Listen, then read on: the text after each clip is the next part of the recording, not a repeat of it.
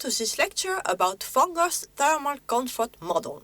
This model is used in many standards, guidelines and software tools to make estimates of expected comfort in buildings. The PMV, which is the predicted mean vote, and the PPD, the percentage of people dissatisfied, relate closely to fungus model. In earlier lectures, you studied extensively all 6 parameters of thermal comfort, being air temperature and velocity, humidity, mean radiation temperature, clothing and metabolism. We explained the related heat transfer mechanisms and how they individually impact comfort. Fungus model uses all of these to predict comfort. You also surely remember this slide from another lecture. Just like we can make an energy balance on a building, we can make an energy balance on the body. If there is a positive unbalance, too much heat is accumulated and the body must be cooled down using either conscious actions like putting clothing off or searching for shadow, or unconscious actions like sweating and vasodilatation. If there is a negative unbalance, too less heat is delivered or kept into the body. To counteract that, either conscious actions like putting clothing on or looking for a heat source are needed, or unconscious actions like vasoconstriction, shivering, and brown fat thermogenesis. Fungus thermal model addresses the unconscious actions as they are pictured on the slide. According to the first principle of thermodynamics, which is about energy conservation, energy cannot disappear or be created from nothing. This means that if a system is maintained at a certain temperature, there is a balance between the heat coming in, the heat stored or discharged internally, and the heat going out. If the system is not in balance, its temperature will decrease if there is a heat deficit or increase if there is a heat surplus. In fungus model, the system considered is the human body, represented by a circle on the slide. Its temperature must be maintained at 37 degrees Celsius, but the envelope, the skin, is at 34 degrees. The graphic shows all energy flows to, in and from the human body. First, there is internal heat production through the metabolism, Cm in the middle of the circle. The possible values of M depend on the activity and were discussed in another lecture. Below right, there is a convection and a radiation heat transfer from the body to the clothing and from clothing to the environment. The convective part C relates to air temperature and clothing resistance, while the radiation part R relates to the surface temperatures and the mean radiant temperature. K is the sum of both. If the air temperature is lower than the skin temperature, 34 degrees, this results in heat losses. If the temperature is higher, it results in heat gains. A part of the metabolism is used to carry out work in the form of any physical activity. W is always an energy loss. The work is expressed as efficiency with regards to M. The efficiency is quite low, generally not higher than 0.25. Let's go now to the left to ESW. Those are the energy losses arising from sweating. You already know that the rate of sweating and therefore the energy losses depend on the temperature and humidity of the ambient air and therefore on the partial pressure of the vapor on skin and in air, Pa minus Ps.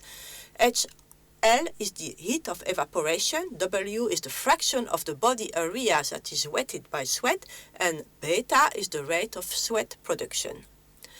Just above ESW we find ED, representing heat transfer by water vapor diffusion through the skin. With sweating, the skin becomes wet, which is not the case with this continuous transfer of water vapor from the body to the air. You know it from a too dry skin, for instance. When it is cold and dry, water vapor is directly evaporating from the skin to the air, without the skin becoming wet. The equation is quite similar to the previous one, only this time it is about the dry fraction of skin, 1 minus W, and gamma, the rate of vapor production. What we have not addressed yet is breathing.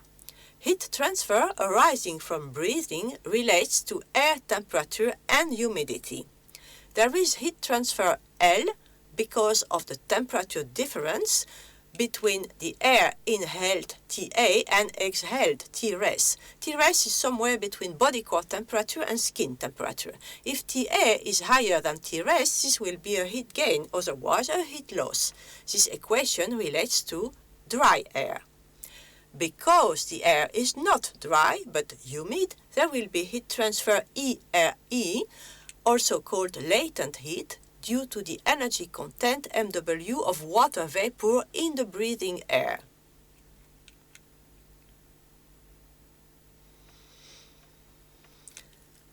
The terms of this balance are explained more in detail in literature, and the equations may differ a bit depending on which parameters were neglected or not. Anyways, based on this, the thermal balance can be calculated. If the balance is zero, the body is in balance and there is no need for any regulatory action. The body is said to be in a neutral state. If there is an unbalance, that is, if the equation is not equal to zero, people feel thermal discomfort and the hypothalamus needs to take unconscious actions like vasoconstriction or sweating to restore the balance. If the unbalanced Ts is negative, there is a deficit of heat in the body, so people feel too cold. If the unbalanced Ts is positive, there is a surplus of heat in the body, so people feel too warm.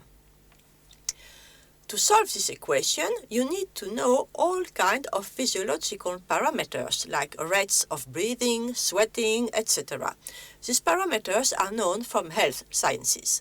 The beautiful thing about the equation is that you only need 6 external parameters to calculate it: the air temperature, the air velocity, the MRT, the air humidity, and clothing and metabolic activity. In other words, the comfort parameters. The 3 comfort diagrams that were studied in other lectures are based on the thermal balance from Funger's model and show the relationship between 4 of the 6 comfort parameters: air velocity, mean radiant temperature, and humidity against air temperature. These diagrams are for office clothing, that is, CLO is 1, and light desk work, MET is around 1.1, and air velocity is about 0.15 meters per second. If the MRT is not in the diagram, the assumption is that MRT equals the air temperature. These figures show the effect of humidity for sitting persons wearing clothing with different CLO values. In the figure left, the CLO value is 0.5, which is light clothing, while it is 1 in the figure on the right, traditional office clothing. On the x-axis, the air temperature is shown and the MRT was equal to the air temperature. The y-axis shows the wet bulb temperature, which was only used to construct the diagonal lines of relative humidity indicated by phi. Phi is 1 means a relative humidity of 100%, phi is 0 means dry air. Don't bother about this wet bulb temperature, it will be treated in another MOOC. Let's start with the figure left. At the intersection of phi is 1 and airspeed is 0.1, one can read that a comfortable air temperature would be around 25 degrees C. For dry air, that would be 26.5. So, the drier the air, the warmer the allowed temperature. The picture is the same for all air speeds. Very humid air needs a temperature lower by approximately 2 degrees in comparison with very dry air. The figure also shows the importance of the air velocity. For instance, at 80% relative humidity, the comfortable air temperature is 26 if the airspeed is 0.1. By increasing the airspeed to 1.5 meters per second, the comfortable temperature rises to 28.5. By making good use of draft, it is therefore possible to allow higher indoor temperatures, reducing the demand for cooling. Comparison with the figure on the right shows the very important effect of clothing. With a CLO value of 1 instead of 0.5 at 80% humidity, the comfort temperature is decreased from 26 to 22 degrees if the airspeed is 0.1. In a cooling situation, this means that much more cooling is needed than with a CLO of 0.5. Let's go a bit further. This figure shows the effect of airspeed and activity. Here too, the x-axis shows the air temperature and the MRT is equal to the air temperature. At low speed, below 0.1, there is no longer any effect of the speed on the comfort temperature at constant metabolic activity. The strong effect of the activity level is shown. At an air velocity of 0.1 meter per second, which is quite normal in an office room, a sitting person with office clothing would feel comfortable at 23 degrees. If this person is moving around, doing physical work with metabolic rate 120 watt per square meter, a temperature of 15 degrees would be enough. This explains why in many national building codes the prescribed indoor temperature depends on the building function and it is higher in hospitals' bedrooms than in sport halls. In the precedent figures, the MRT was equal to the air temperature. But as seen earlier, the MRT and the air temperature will mostly not be equal. This figure shows how both temperatures relate at different activity levels and clothing, but at a constant airspeed. Line 3 shows how MRT and air temperature should be chosen when the metabolic activity is 70, a sitting person, and the CLO value is 1. Choosing 22 degrees for both MRT and air temperature will lead to a comfortable situation. If the MRT is only 10 degrees, which could happen during a cold period if the building is very poorly insulated, then the air temperature should be 30 degrees, which will cost a lot of heating energy.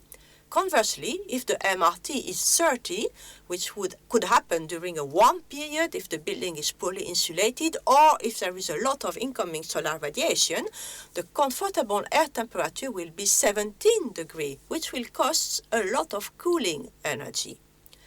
The impact of clothing and activity can be seen by switching to other lines. By means of experiments in climate chambers with large samples of people, Wanger related the thermal sensation of people to the unbalanced TS in the comfort equation we studied before. He asked people about their thermal sensation in environments with different air velocity, air temperature, MRT and humidity, and for different clothing and activities. People had to report their thermal sensation on a scale from -3 to +3, going from feeling cold to feeling hot. This actual thermal sensation correlates with the thermal unbalanced TS calculated with Wanger's model. The calculated thermal unbalanced TS transformed to the scale -3 to +3 is called the PMV, the predicted mean vote.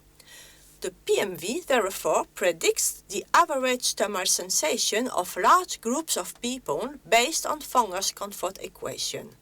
In other words, it predicts how most people would feel. However, a neutral sensation does not mean thermal satisfaction. It may be that people feeling neutral would like to feel colder or warmer. It is also possible that people report a cold sensation, like -3, and like this sensation at that moment. For instance, when you come back home from jogging, you probably feel warm or hot, +3 on the scale, and you have no problem with that.